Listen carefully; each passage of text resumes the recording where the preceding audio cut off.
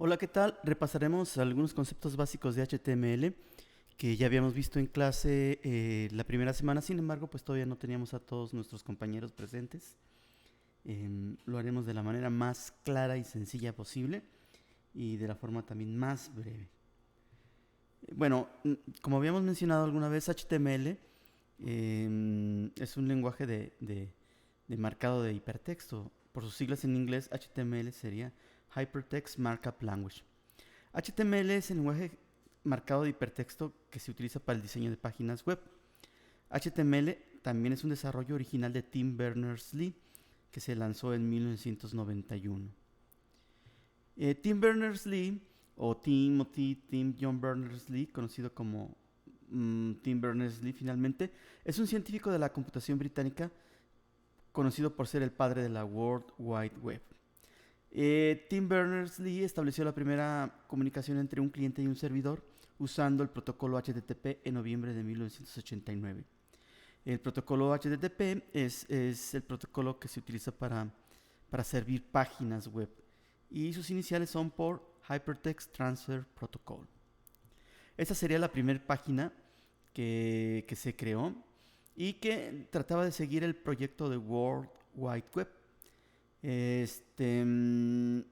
Bueno, como muchas páginas viejas, todavía se mantiene. Es info.server.ch hypertext. Y como ustedes pueden ver, pues no tienen gran cosa. En ese momento las interfaces gráficas no eran muy comunes. Y pues más que nada, todo estaba orientado a hipertexto, a hipervínculos. Que tenían como finalidad, pues, tener información cruzada, ¿no? Que cada documento tuviera enlaces a otros documentos y así sucesivamente.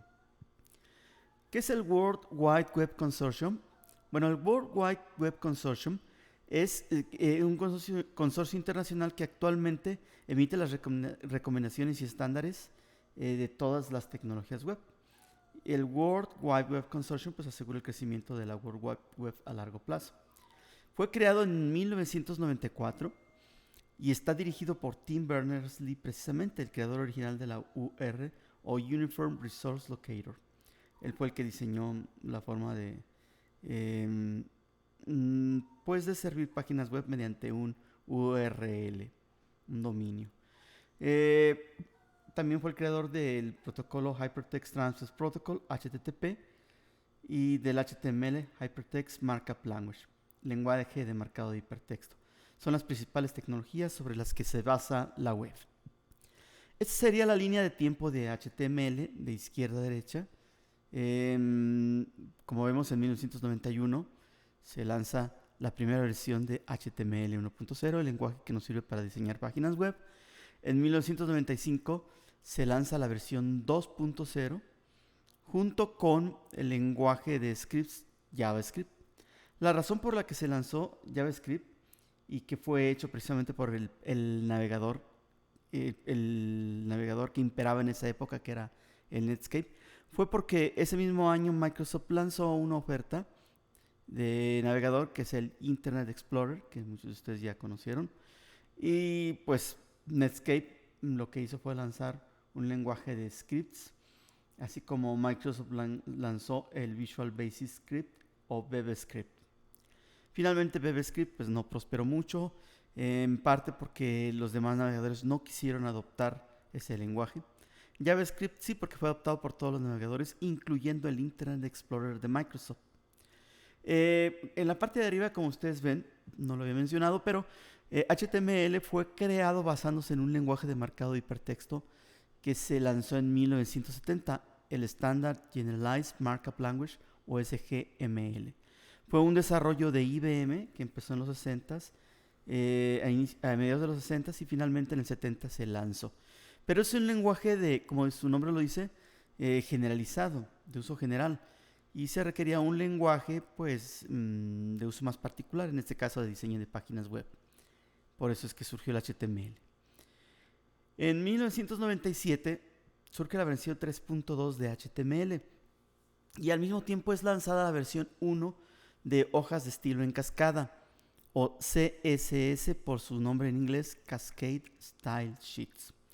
El objetivo era, como ya empezaba a ser abrumador el número de etiquetas HTML y sobre todo muchas de ellas eran para simple formato o presentación, el objetivo era separar el formato y la presentación en hojas de estilo en cascada y así fuera más sencillo darle mantenimiento a un sitio web. En 1999 surge la versión, podríamos decir, más robusta del lenguaje, la 4.01, y a su vez, pues una actualización de las hojas de estilo en cascada o CSS2. Todavía apenas empezaban a diseñar páginas web utilizando hojas de estilo en cascada, pero bueno, en el año 2000 surgiría el lenguaje XHTML 1.0. XHTML es por Extensible Hypertext Markup Language. Y el objetivo pues simplemente era tener un lenguaje mucho más estricto que HTML. De hecho, XHTML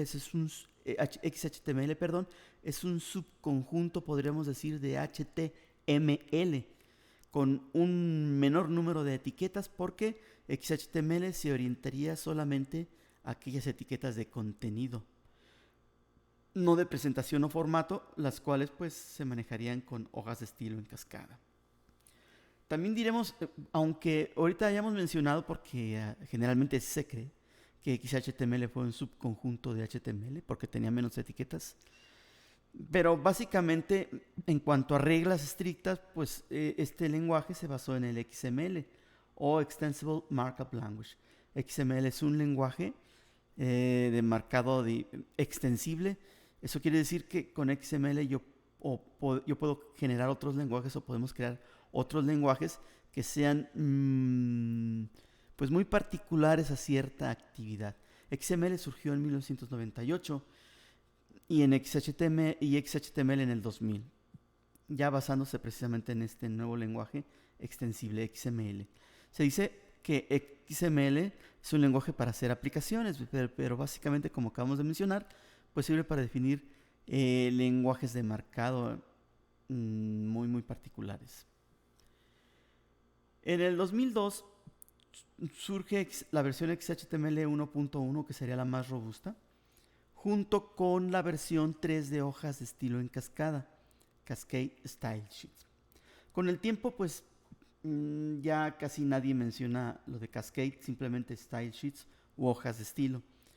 Y en ese mismo año, pues empezó a poner de moda el diseño de tablas sin usar la etiqueta table, sino solamente con estilos y capas.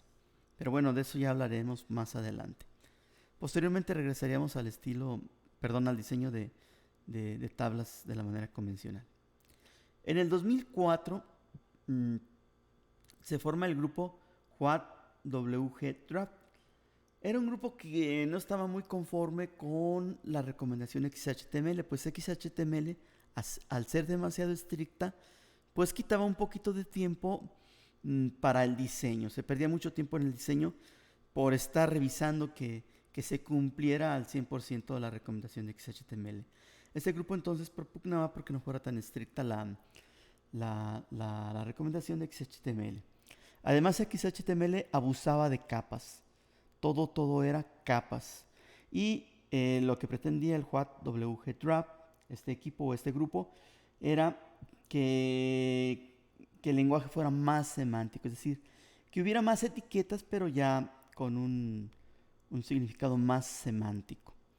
Al mismo tiempo, aunque fue en realidad un año antes, se empezó a difundir lo que es Ajax, que es el uso de un conjunto de tecnologías con el fin de manejar la asincronía. Posteriormente veremos exactamente cómo trabaja Ajax. Sus iniciales son Asynchronous, JavaScript, XML, porque originalmente estaba pensado para usarse con XML, pero casi de inmediato pues, se empezó a usar con muchas otras cosas. Posteriormente revisaremos este tema. En el 2006 surge la versión XHTML 2.0. Sin embargo, el grupo que habíamos mencionado, What WG Draft, estaba pugnando muy duro porque llegáramos a una versión, la HTML5, que fuera más semántica y que no fuera tan estricta. Y fue en el 2008 donde finalmente accedió lo que viene a ser el World Wide Web Consortium. Accedió porque ya eran grupos separados y como que ahí pugnaban entre sí. World Wide Web se orientaba a continuar la línea de XHTML. Sin embargo, WHAT-WG-Drop pues a una nueva versión HTML5 pero menos estricta. Finalmente pues se pusieron de acuerdo y en el 2008 surge HTML5. También después hablaremos de esta versión con más calma. En el 2014 pues surge una pequeña actualización, la HTML 5.1, y bueno, se tenía contemplado que posiblemente en el 2020 apareciera la recomendación para HTML 6, pero pues todavía se encuentra en dudas.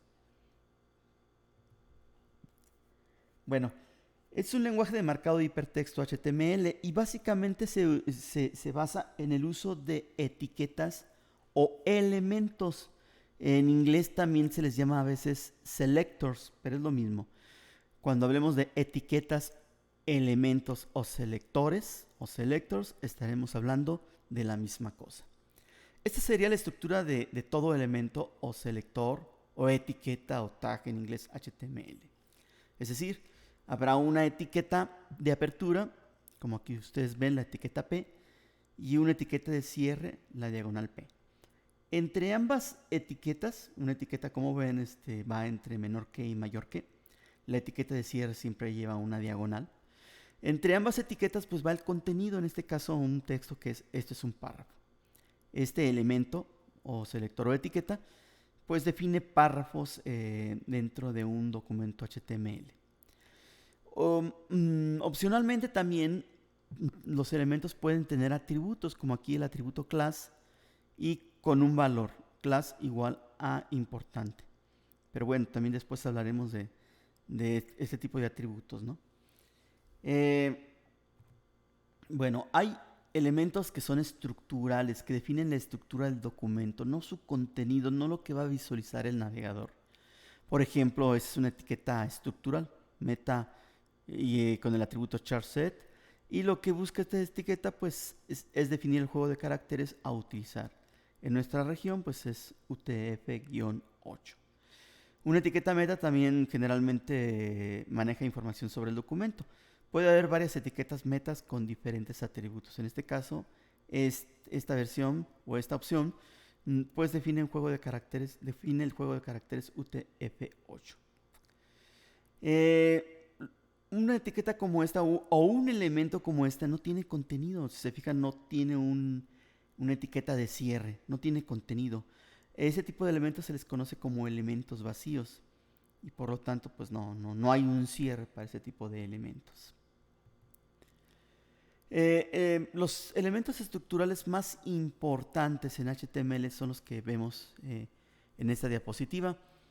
Tenemos un prólogo, donde básicamente el prólogo define el tipo de documento, en este caso HTML. Una etiqueta, hay un elemento raíz que sería la etiqueta que se define con la etiqueta de apertura HTML y la etiqueta de cierre diagonal HTML. Opcionalmente vemos que ahí la etiqueta HTML maneja el idioma de la página, en este caso lang igual a es. De hecho es obligatorio ese tipo de elementos. Dentro del elemento raíz, que se define con HTML diagonal HTML, hay dos elementos, que sería el encabezado, donde se define toda la información sobre el documento. El encabezado va entre las etiquetas head diagonal head. Y básicamente el encabezado guarda información sobre el documento, no es lo que se visualiza en el navegador. Lo que se visualiza en el navegador o las etiquetas que se van a visualizar en el navegador, pues se van a escribir entre body y diagonal body. Ese par de etiquetas body y diagonal body es lo que define el contenido del documento HTML. Estos son elementos estructurales, definen la estructura del documento. Ahora bien, pues para crear un documento HTML siempre es importante utilizar un editor. Y aunque hay editores especializados, pues al ser HTML simple texto plano, HTML simple texto. Puede utilizarse cualquier editor de texto, inclusive el bloc de notas de Microsoft Windows. Sin embargo, los editores de programadores son muy útiles, pues tienen la ventaja de marcar con diferentes colores todos los elementos HTML. A continuación ponemos unos vínculos a algunos más populares. Puede haber más, pero estos serían algunos de los más populares. El primer vínculo es hacia el editor Sublime, que se supone que es de paga. Sin embargo, como es shareware, uno puede descargarlo y nunca pagar la licencia y no pasa nada. He puesto una versión o un enlace a una versión portable que viene en un .zip, porque en ocasiones pues trabajamos en laboratorios en las escuelas y no tenemos passwords de administrador. Sin embargo, en ese sitio download.sublime.text.com podrían ustedes encontrar un instalador.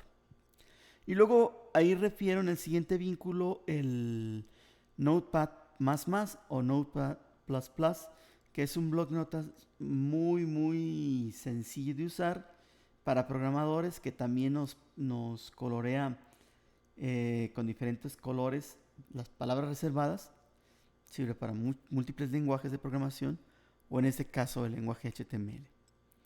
Puse también ahí una referencia o un vínculo a una versión portable, aunque también podrían encontrar en ese sitio una versión instalable. Pongo también un editor que es muy bueno, que es un editor de Microsoft, el Visual Studio Code. Inclusive tiene versiones para Linux y para Mac. Y también he puesto un enlace a una versión portable, que es un zip, nada más se descarga y se ejecuta. Los otros dos, en el caso de los últimos dos editores, pues no hay versiones portables oficiales. Tal vez por ahí encuentren alguna versión portable que alguien haya hecho, pero no hay ninguna oficial. El primero de ellos, el Brackets, que es muy bueno. Ahorita los vamos a probar, cada uno de los 5 editores. Y el último, el Atom, que también es muy bueno. Sin embargo, a mí se me hace muy pesado, son muchos megas. Pero bueno, para alguien que programa en varios lenguajes, pues podrá serles de mucha utilidad. Vamos a probar primero el Sublime. Si doy clic aquí, lo descargaremos. Son 13.9 megas. En este momento el enlace está un poco lento. Dice que va a tardar 13 minutos. Pero bueno, voy a obviar un poquito esto porque ya lo tengo descargado. Si no, nunca terminamos. Voy a cancelar y voy a ir a la carpeta de descargas donde yo ya lo había descargado previamente. Por alguna razón ahorita está muy lento. Aquí tengo el Sublime. Y lo voy a descomprimir. Puedes comprimirlo en cualquier ubicación. Es portable finalmente. Lo voy a descomprimir en este caso o extraer en una carpeta dentro del escritorio, pero puede ser en cualquier parte. Es un ejemplo nada más.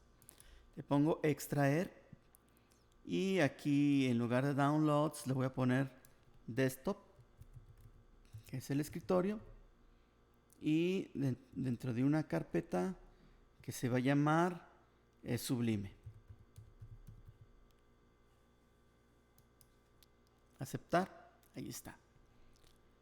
Ya lo descomprimimos, vamos a checar en el escritorio y aquí podemos ver la carpeta que acabamos de extraer. Son 33 megas, no está muy pesado. Ahí lo tenemos. Y simplemente hay que ejecutar este programa que se llama sublime-text.exe. Ahí está. Es un editor muy sencillo. Voy a abrir un archivo de muestra que vamos a usar en estos ejemplos. Lo tengo en esta carpeta, HTML.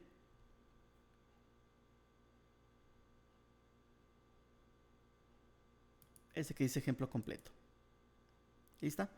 Ustedes pueden ver cómo se visualiza de una manera muy práctica, porque las diferentes elementos pues se muestran con un color diferente. Por ejemplo, los selectores, etiquetas o elementos con un color marrón, un color verde bajo los atributos. Los valores de los atributos son un color muy parecido al beige. Las entidades, que son los caracteres especiales, como en ese caso el ampersand AQT con morado, etcétera, ¿no?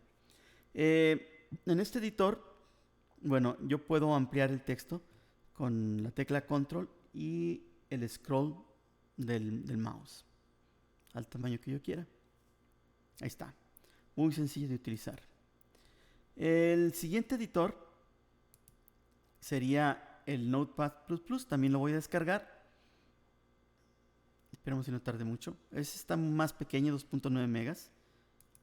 Lo abro y lo voy a extraer también en el escritorio. Le pongo extraer, en lugar de downloads le pongo desktop y lo voy a descargar en una carpeta que se llame NPP de Notepad++. Ya se extrajo, vamos a ver si es cierto. Aquí está. Ejecuto simplemente el programa notepad++.exe y ahí está el editor. Le vamos a dar a abrir. Ahí están documentos.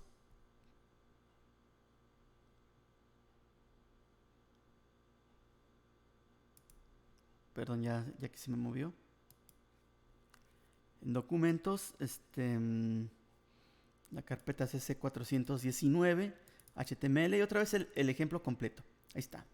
En este caso, pues tiene un fondo blanco, aunque creo que en todos los editores de texto uno puede cambiar el tema, ¿no? A mí me gusta en este caso ese tema. Y también con la tecla control y el scroll del mouse uno puede ampliar el tamaño del texto. Es un editor muy, muy sencillo, como ustedes pueden ver. El siguiente editor, volvemos a las diapositivas, pues sería el Visual Code. También lo voy a descargar.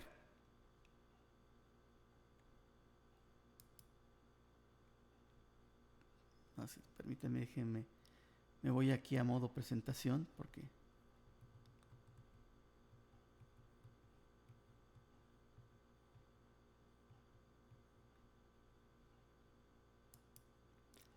y pues si está muy pesado, pues tendré que usar uno que ya había descargado, puesto que ahorita el internet está muy lento. Sí, tarda 25 minutos, le voy a dar mejor cancelar. Abro la carpeta de descargas. Y por aquí lo teníamos ya, el descargado, ¿no? 84 megas pesa, es un poquito más pesado. Sin embargo, pues como yo les decía, Atom todavía está más pesado. Ahí está. Lo descomprimo, lo extraigo en la carpeta que yo quiera, igual en el escritorio, desktop.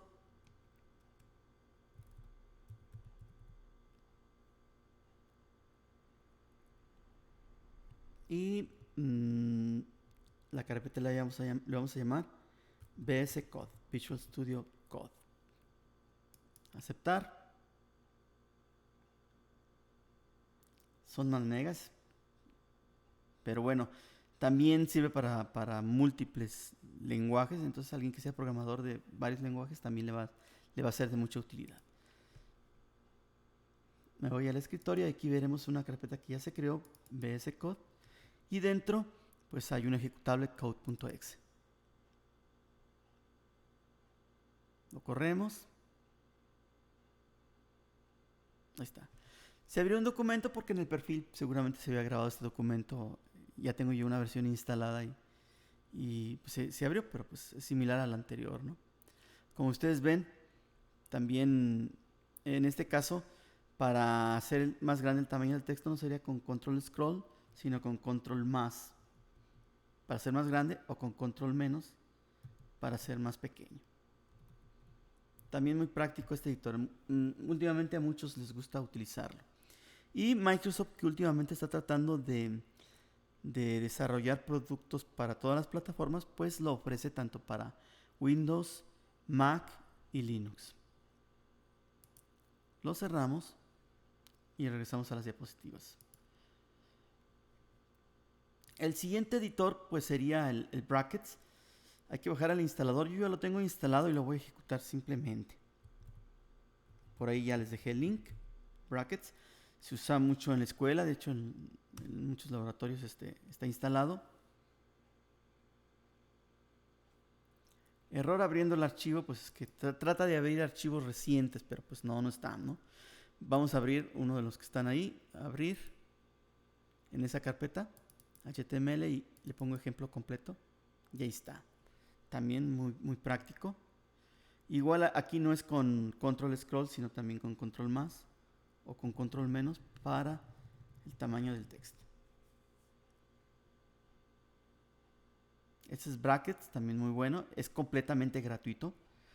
Todos son gratuitos con excepción de Sublime, sin embargo, pues lo pueden descargar y no pagar licencia, nomás pues por ahí les hace de vez en cuando algún recordatorio. No hay ningún problema porque lo usa. Y bueno, finalmente el Atom. También ya lo tengo instalado, es muy pesado, no lo voy a descargar porque me tardaría mucho. Está basado en Java. Hasta para abrir se nota, ¿no? Es un poquito más lento. Ahí está.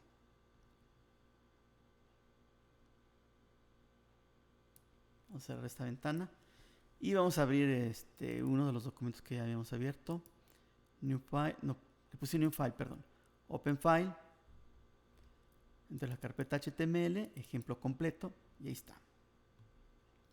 En este caso también con control scroll yo puedo hacer más grande o más pequeño el texto de programación. Ahí lo tenemos. Entonces cualquier editor que ustedes quieran va a ser de utilidad. Seguimos repasando los elementos estructurales. Ahí tenemos, por ejemplo, lo que vendría a ser un elemento con todos los elementos obligatorios.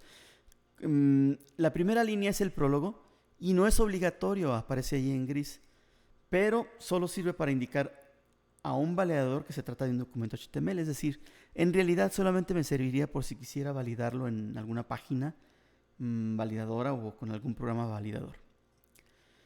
Como ven, los elementos estructurales, como ya hemos mencionado, son el elemento raíz HTML diagonal HTML. Dentro de HTML es obligatorio definir el idioma con el atributo lang igual a es español. Dentro del elemento raíz que es HTML diagonal HTML hay dos elementos. Uno es head diagonal head, donde ponemos información sobre el documento, no el contenido. Ahí, por ejemplo, tenemos 4 etiquetas. Una etiqueta meta, donde defino con un atributo charset el juego de caracteres a usar. Hay una etiqueta title o title, donde yo ahí defino el título de la ventana. Es lo que me va a aparecer en la pestaña de la ventana. Y luego tengo una tercera etiqueta o elemento, link, que hace referencia a una hoja de estilos. No existe la hoja de estilos, pero yo lo puse como ejemplo, ¿no? En este caso, href, pues tendría yo que poner la referencia a una hoja de estilos externa, ya sea que esté en el mismo servidor o fuera, ¿no? En internet. La cuarta, pues es una referencia a una hoja de JavaScript con scripts o módulos o programas de JavaScript. Como ven, en azul están los atributos y los nombres de los atributos entrecomillados. Y el contenido del documento se va a mostrar entre body, diagonal body. Aquí está. Déjenme pongo en modo de presentación.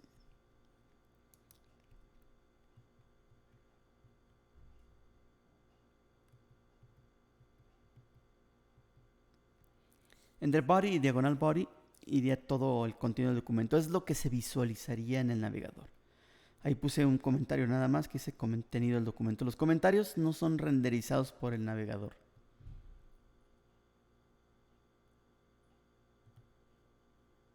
Y bueno, los elementos de contenido son aquellos que van entre body y diagonal body, precisamente porque es lo que se va a visualizar en el navegador. Es lo que aquí muestro en el navegador con un recuadro azul.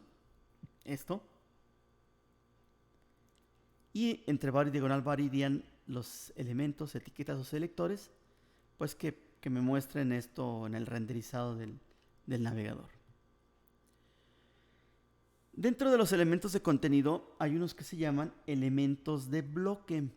Los elementos de bloque son muy importantes.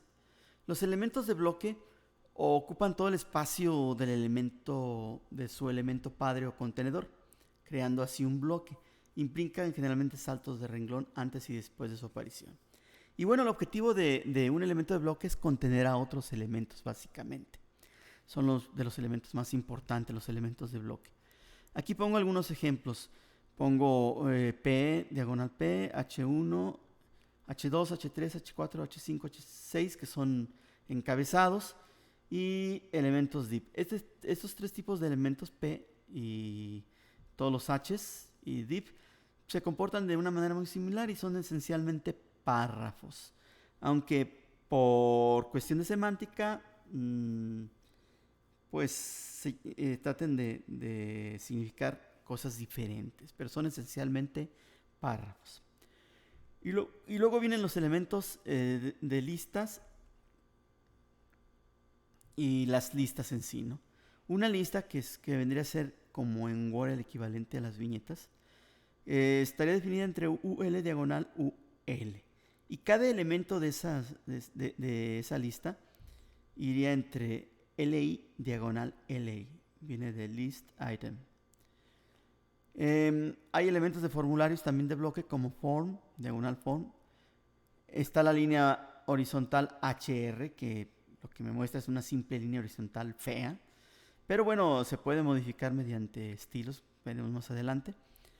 Y otro elemento de bloque sería el de tabla, table, diagonal table, que me permite definir una tabla en el documento. Hay otros elementos que se les conoce como elementos en línea. Entonces decimos básicamente que los elementos de contenidos se dividen en elementos de bloque y elementos en línea.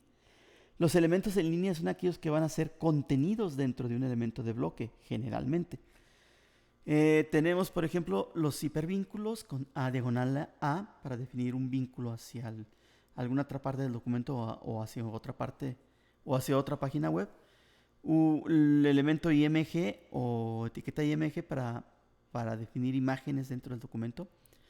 BR para definir saltos de línea. La etiqueta span, diagonal span, para definir una pequeña sección de un texto, una frase dentro de un párrafo, por ejemplo. La etiqueta input, que ya serían estas entradas de formularios, que después vamos a ver más adelante, no en esta sesión, que serían input, button para botones, select para listas desplegables y text areas para áreas de texto. Esos posteriormente los veremos. Bueno, ¿cuál es la diferencia entre un elemento inline y un elemento de bloque? Bueno, ya habíamos mencionado que los elementos inline van dentro de un elemento de bloque, contenidos dentro de un elemento de bloque. Ese es el objetivo de los bloques, precisamente. Y aquí podemos visualizar, ¿no? Un elemento de bloque, pues, abarcará todo el ancho de la ventana del navegador, todo el ancho. Un elemento en línea, pues, ese sino que va apareciendo conforme va cayendo, ¿no? En este caso tengo 3 elementos en línea. El tercero no se renderizó en esta parte porque ya no cabía, entonces fue lanzado hasta el siguiente renglón, por así decirlo, ¿no? Por defecto, cada uno de los elementos en una página web pues van siendo renderizados o mostrados en el orden en que aparece el código. Entonces aquí en el código pues aparecería primero un bloque y luego 3 elementos de línea. Aunque pues esto no es... es muy esquemático, pero no es válido porque, como dijimos, un elemento en línea tiene que estar dentro de un bloque, contenido dentro de este bloque, por ejemplo. Lo puse como ejemplo. El navegador sí me lo permite que los elementos en línea estén solos y que no estén dentro de un bloque, pero no es válido y rompe la estructura o la recomendación de HTML. El navegador es muy consecuente con nosotros, muy condescendiente y nos va a permitir muchas cosas. Si ustedes quieren ver un poquito más sobre esos conceptos, elementos en línea y elementos de bloque, pues aquí estoy mostrando abajo unos vínculos hacia unas páginas web que los describen de manera muy acertada. Bueno, hay elementos vacíos, es muy raro, ¿no? Porque se supone que el objetivo de una etiqueta es que tengan contenido, pero bueno, es difícil que todos los elementos puedan tener contenido. Por ejemplo, una imagen no tiene contenido, una imagen es una imagen y ya. Por lo tanto, esas etiquetas no tienen una etiqueta de cierre. Se pueden cerrar ahí mismo con una diagonal dentro de la misma etiqueta, sin embargo ya no es necesario, ya no es obligatorio actualmente y podemos omitirla. Los elementos vacíos más comunes serían los que se muestran en esta diapositiva, que serían IMG para mostrar imágenes o desplegar imágenes en el navegador, BR para definir líneas horizontales, que generalmente me sirven como separadores de secciones. Perdón, aquí está mal, ¿no? Esta la vamos a corregir. BR vendría a ser saltos de línea y HR líneas horizontales. Ahí la modificaremos en la versión que vayamos a subir. Entonces es BR son saltos de línea y HR líneas horizontales. Por ahí quedó mal. Bueno, como decimos ahí adelante, los elementos vacíos, en el caso de los elementos vacíos ya no es necesario poner la diagonal. Era en XHTML, pero aquí ya no. Y la lista de elementos, toda la lista de elementos HTML, que puede ser muy vasta, se pueden encontrar entre estas dos páginas, pero ojo, yo creo que para un buen diseño de páginas web bastaría con unas 15 etiquetas básicas y si acaso unas 5 o 7 etiquetas de formulario. Básicamente podríamos decir que con 25 etiquetas podríamos nosotros tener buenos diseños de páginas web. Pero bueno, hay muchos elementos aparte. Existe también lo que se llama entidades. El objetivo de las entidades es que los caracteres especiales se puedan mostrar por igual en cualquier versión del navegador y con cualquier juego de caracteres, así sea en China o en Rusia. Por ejemplo, aquí en el título, title, diagonal title, yo estoy poniendo la palabra título, pero si pongo la I acentuada es probable que en algunas versiones de navegadores no me muestre la I acentuada sino un carácter raro. Quizás ustedes ya se han encontrado con esto en algunas páginas, ¿no? Que en lugar de los caracteres especiales como letras acentuadas se encuentran otros caracteres medio raros. Como dice ahí, son para conservar compatibilidad entre navegadores y códigos de idioma. Aquí pongo yo algunas de las principales, pero hay muchísimas entidades. Pongo cómo se representa un menor que, un mayor que, un ampersand. En la parte derecha aparece, generalmente con ampersand lt punto y coma, ampersand gt para mayor que punto y coma, ampersand amp punto y coma para un ampersand, etc. Y también se pueden representar con un código hexadecimal, pero pues es más difícil de memorizar. Si quieren ver una lista completa de entidades, las podrán encontrar en este vínculo.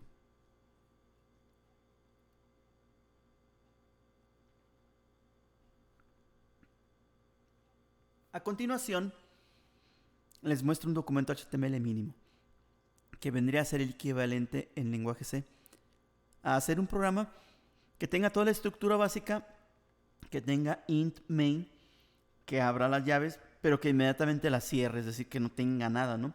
Se va a poder compilar y se va a ejecutar, pero no va a hacer nada. En este caso, ese documento HTML mínimo, pues no va a mostrar nada, ¿no?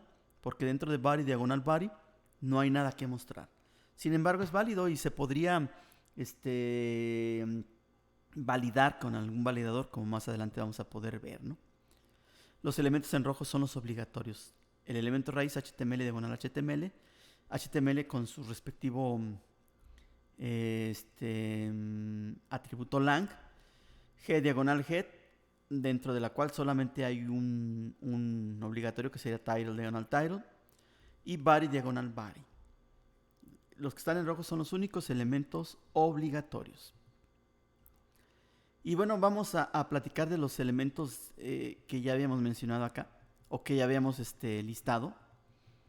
Vamos a explicar exactamente cómo trabajan y después vemos unos ejemplos utilizando algunos de los editores que ya descargamos. En cuanto a elementos de texto, tenemos tres básicos elementos. Bueno, hay más. Ahorita empezamos con estos tres, que sería uno P diagonal P, que sirve para definir párrafos. P es de paragraph, P diagonal P. Y luego viene div diagonal div, que se comporta básicamente también como un párrafo, pero sin embargo está hecha esta etiqueta o selector o elemento para definir capas. Esto lo veremos cuando veamos estilos. Y luego viene el elemento span diagonal span, que sirve para definir pequeños fragmentos de código o frases dentro de otro párrafo o bloque de texto. Dice ahí que el elemento div está diseñado para definir capas, pero por defecto se comporta como un párrafo. Mientras que el elemento span no es un selector de bloque. Exactamente. P y div diagonal div sí son elementos de bloque y van a contener a otros elementos. Span no, es un elemento en línea y debería de ir dentro de un bloque de texto. Hay otro elemento de texto que es pre diagonal pre y básicamente se utiliza cuando o bien quiero mostrar código fuente como código de programación, o bien inclusive quiero que se respeten los espacios. Hay un detalle con HTML. Cuando yo dentro del texto pongo varios espacios en blanco, HTML me los contrae a uno solo. Es un poquito molesto a veces cuando yo quiero que se conserven los espacios. Si yo quiero que se conserven los espacios, pues hay que utilizar pre diagonal pre. Este es un ejemplo y vean cómo se renderiza en el navegador, ¿no? Entonces, si no utilizo pre diagonal pre para el texto, pues para código de programación se contraerían con que todo aparecería el código hacia la parte izquierda porque se contraen todos los espacios en uno solo. Y pues se pierde un poquito de claridad en el documento, ¿no? Como dice ahí abajo, por defecto, ya lo habíamos mencionado, en HTML los conjuntos de espacios se contraen a uno solo. Pre me permite respetar todos los espacios. Finalmente, hay unos elementos de texto que se llaman encabezados, que serían H1, H2, H3, H4, H5 y H6. Esos elementos podríamos ya no usarlos porque con hojas de estilo yo puedo definir la presentación del documento y puedo definir los tamaños de un párrafo, ¿no? Pero bueno, es una etiqueta vieja que se sigue usando. Como ven, el objetivo era semántico inicial, es decir, como en los periódicos o diarios, H1 diagonal H1 define al encabezado principal. Y así, como en un diario que van bajando de tamaño los diferentes encabezados hasta llegar a la parte más baja donde son más pequeños, ¿no? Aquí en la parte derecha muestro cómo renderizaría el navegador estos ejemplos. Dice ahí, aunque semánticamente son simples párrafos, pues el navegador los renderiza con diferente tamaño de letra, que no sería, no es que no sea correcto, pero no era el objetivo semántico de HTML, pero los navegadores siempre buscan una manera de mostrar mejor la información, ¿no? Las imágenes se muestran de esta manera, ¿no? Con la etiqueta P diagonal P. Ahí pongo, etiqueta IMG. Y no tiene cierre la etiqueta IMG. Noten cómo la etiqueta IMG la tengo que poner dentro de un bloque, en este caso dentro de un P diagonal P. No puede ir sola. El navegador me lo va a permitir y puedo yo poner un IMG solo, pero estaré yo faltando pues a la recomendación del World Wide Web Consortium o W3C de que los elementos en línea como IMG deben ir dentro de un bloque. Dentro de este bloque P diagonal P yo he puesto dos saltos de línea simplemente para que este texto no aparezca muy pegado a la imagen y puse IMG diagonal. No, aquí no hay un elemento de cierre diagonal IMG. Esta diagonal que puse aquí en el mismo elemento puede omitirse, ya no es necesaria, ¿no? Ya no es obligatoria. Hay dos atributos que sí son obligatorios. Bueno, aquí utilizo dos atributos. Uno que es el src, la fuente, es decir, dónde está la imagen. Puse un vínculo a un sitio del QSAID donde aparece la imagen que se muestra en la parte baja. También es obligatorio el atributo alt, que dice foto quédate en casa. ¿Por qué es obligatorio alt? Pues herencia de antaño, ¿no? Resulta que hace muchos años, por ejemplo en los noventas, pues no teníamos mucho ancho de banda. Yo, por ejemplo, en el 96 tenía un módem telefónico de 14K, entonces tiene idea de lo que es 14K. Ahorita compañías como Megacable les da hasta 80, 100, 200 megas, ¿no? Casi. Entonces, hay veces que mostrar las imágenes era muy lento y pues tú lo que te importaba, a ti lo que te importaba era la información. Y en el navegador, que sí se puede, ustedes lo pueden ahí investigar, deshabilitábamos el muestreo de imágenes. Pero bueno, para que no apareciera una X roja fea, una horrorosa X, pues el que diseñaba la página pues ponía con Alt un texto para indicarle de qué o qué mostraba la página. Aquí, por ejemplo, si yo tuviera deshabilitado el muestreo de imágenes, pues cuando menos aparecería un texto que dice foto quédate en casa. Ya tendría yo una idea de cómo era la imagen. Actualmente, como tenemos buenos anchos de banda, pues ya casi nadie deshabilita el muestreo en el navegador. Hay dos atributos más que pongo ahí, que es el ancho, width, y el height. Yo he respetado el ancho original de la imagen, que era de 1200 por 448 píxeles.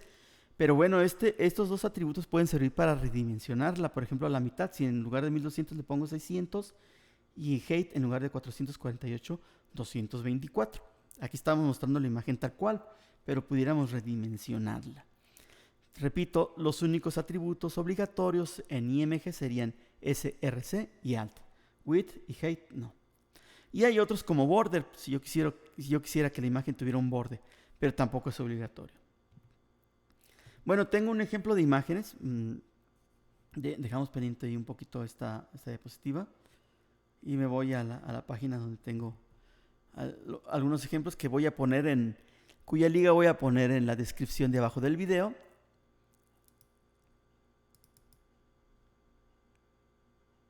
Bueno, inclusive tengo un ejemplo de encabezados para que ustedes lo puedan ver. El de encabezados que habíamos visto anteriormente, ¿no? Si veo el código fuente de encabezados y le digo que me lo abra, por ejemplo, con Notepad++, puede ser con Sublime, con lo que ustedes quieran. Ahí está el ejemplo, ¿no? H1, H2, H3, H4, H5 y H6. Y bueno, en cuanto al de imágenes, tenemos otro ejemplo, que es este. Ejemplo de una fotografía y quédate en casa. El código fuente de... Bueno, ni siquiera es necesario que como no voy a editar, para ver simplemente el código fuente, pues lo puedo hacer desde el mismo navegador, ¿no? Clic derecho y le pongo no sobre la imagen, ver código fuente de la página y ahí estaría, ¿no? Lo hago más grande con control scroll del mouse y ahí está. ¿Sí? Un ejemplo de una fotografía. Volvemos a la presentación. Ahí está. Ahora vamos con los hipervínculos. Los hipervínculos son los elementos más importantes. De hecho, cuando nació HTML, estaba orientado a HTML precisamente a los hipervínculos. Es decir, que un documento tuviera referencias externas a otros documentos, los cuales a su vez tuvieran referencias externas a otros, y así muchas referencias cruzadas. Es el paradigma que se lleva al extremo en Wikipedia. Ustedes abren un documento en Wikipedia, tiene muchos enlaces, abren un enlace, los lleva a otro documento de Wikipedia con más enlaces y así sucesivamente, ¿no? Los hipervínculos se definen con las etiquetas, selectores o elementos A, diagonal A. Y aunque hay también varios atributos posibles, uno de ellos es obligatorio, cuando menos, ¿no? La página a la que quiero que me mande cuando le doy clic al texto que me va a mostrar.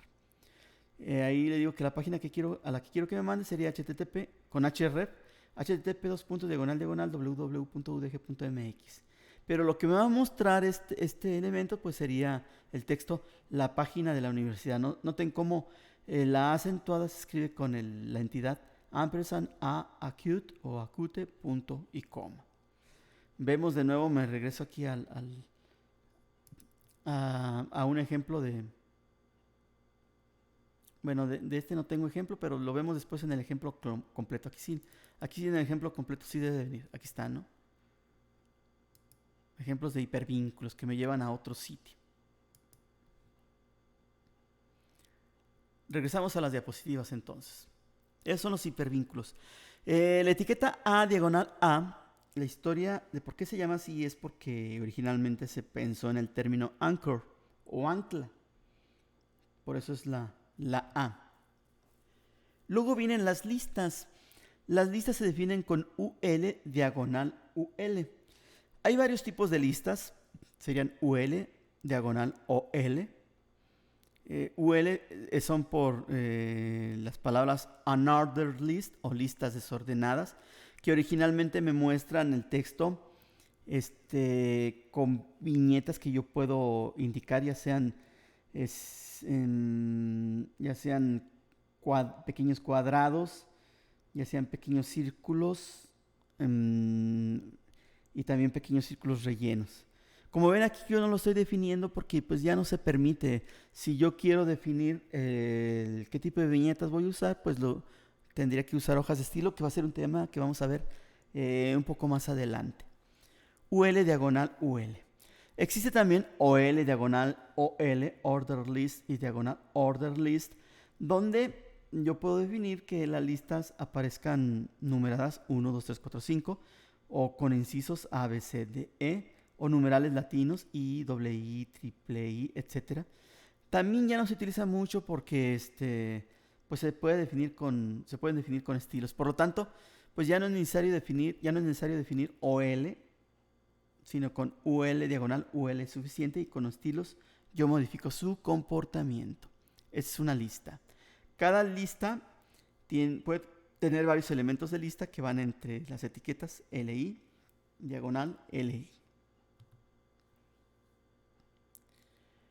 Bueno, ahí en este ejemplo de listas, pues le puse vínculos anidados. A lo mejor yo supuse que era obvio, pero pues tenemos que aclararlo. Muchos de los elementos pueden a su vez llevar anidados a otros documentos. No todos, ¿no?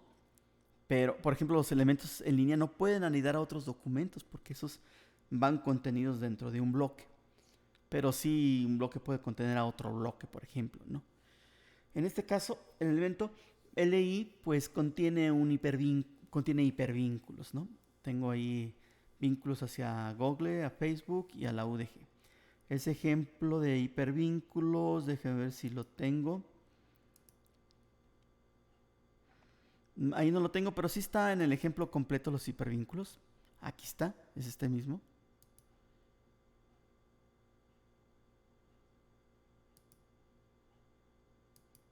La página de Microsoft.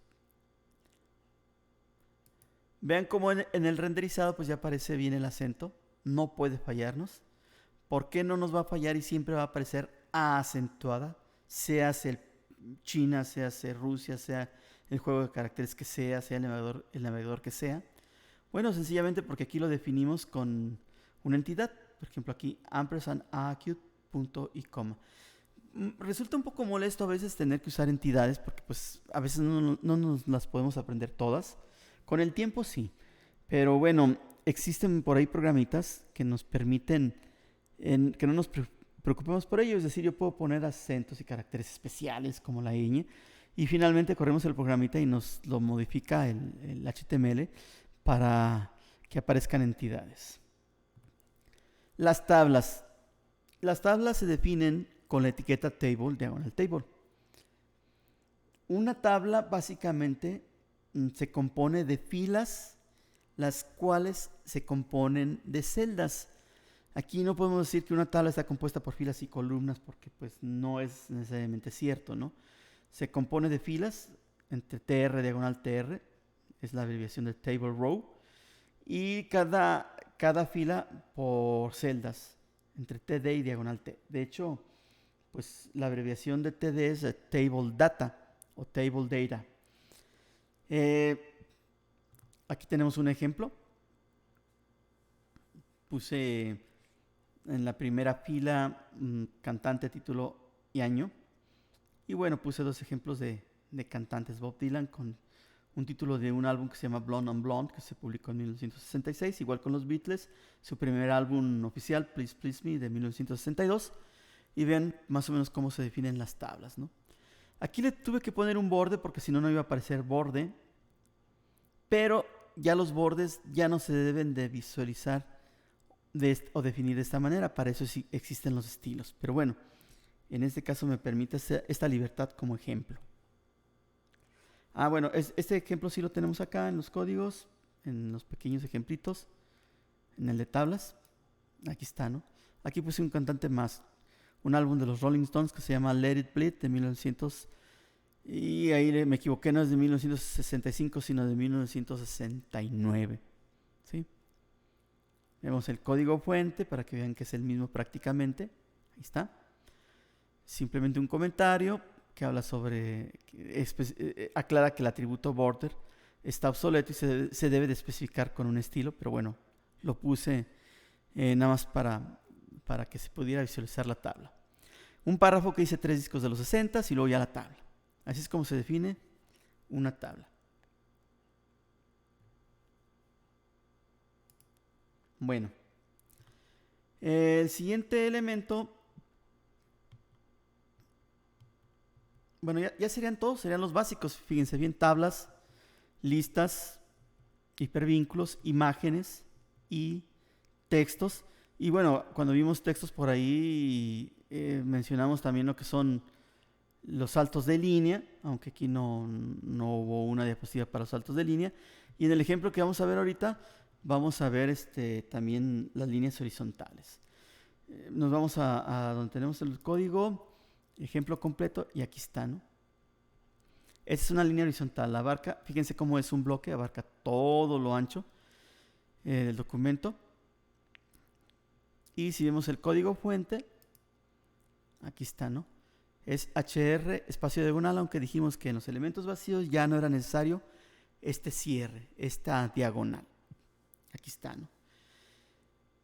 Se supone que yo lo puedo validar, este código, para ver si está bien hecho. Aunque los navegadores aceptan un montón de cosas, las etiquetas las puedo poner con mayúsculas, puedo ponerle yo caracteres especiales, lo que sea. Yo puedo, por ejemplo, no cerrar este elemento diagonal LI, y el navegador va a suponer que ya terminó, sencillamente porque en el siguiente renglón aparece otro inicio con otro LI. Pero bueno, los navegadores, repito, son muy condescendientes con nosotros. Entonces, pues aquí nosotros somos los que tenemos que seguir la recomendación. Y pues si tenemos dudas sobre si lo hicimos bien, pues podemos hacer uso de un validador. Este mismo código fuente, aquí está, lo visualizo con Notepad. Ahí está. Lo voy a validar. ¿Dónde lo podemos hacer? Bueno, me voy aquí al navegador. Abrimos un sitio que se llama Validator. Esto no lo agregué en las diapositivas, no alcancé, pero validator.w3.org. W3.org es el sitio del World Wide Web Consortium. Es www.w3.org. Y en este caso el validador estaría en validator.w3.org. Me voy al validador.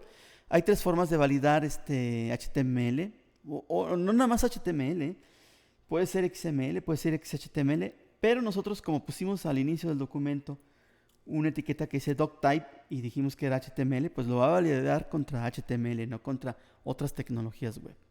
Puedo yo validar por un URL, es decir, a lo mejor le doy el dominio donde yo tengo la página subida, lo puedo validar subiendo el archivo que tengo aquí en mi disco duro, o escribiendo el código directamente, copiando y pegando el código. Yo voy a decirle que voy a subir el archivo. Le doy a seleccionar el archivo, me voy a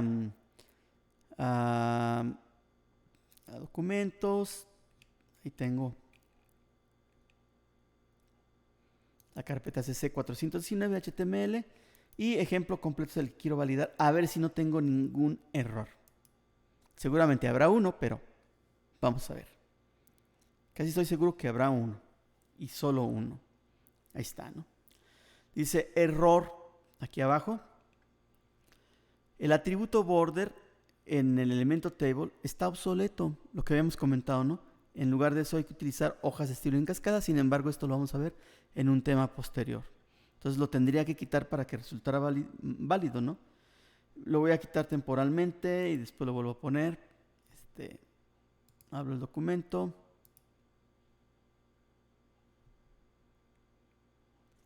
A ver si es cierto que me lo valida. Y le quito esta definición. Fíjense que dice border igual a 1px, es un píxel. Después vamos a hablar de las unidades de medida, pero pueden ser píxeles, px, pueden ser pts, puntos, puede ser picas, pc, puede ser pulgadas, ins, puede ser centímetros, cm, puede ser milímetros, mm, en fin. Hablaremos más adelante sobre ello. Lo quito, lo guardo y voy a validarlo de nuevo. Digo que quiero subir un archivo, en ejemplo completo.html, que lo cheque. Y ven, dice, document checking completed. No errors or warnings to show. No hay errores ni mensajes de advertencias que mostrar. Y está completado el chequeo del documento, ¿no?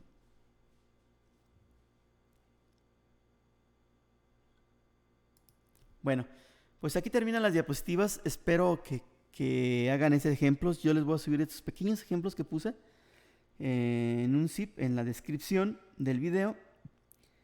Y bueno, ahí en las diapositivas, bueno, también en la descripción del video voy a poner los sitios de descarga de los diferentes editores. Si tienen alguna duda, por favor, pueden hacerlo en los comentarios.